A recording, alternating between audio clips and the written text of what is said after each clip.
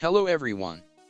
In this quick tutorial, I'm going to show you how to create a lockdown stabilization effect in DaVinci Resolve. Let's get started. As you can see, I already have a clip imported into my timeline for this demonstration. First, select the clip and switch to the Fusion page. With the media in one node selected, press Shift plus space on your keyboard to open the Select Tool window. Search for Planar Tracker, then click Add. Next, move the playhead to the very first frame of your clip.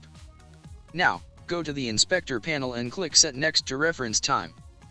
Then change the tracker type to Hybrid Point Area, and set the motion type to Translation. Now draw a tracking area around the subject you want to stabilize in the viewer. Once you've selected your subject, click Track to end in the Inspector. DaVinci Resolve will automatically analyze and track the movement.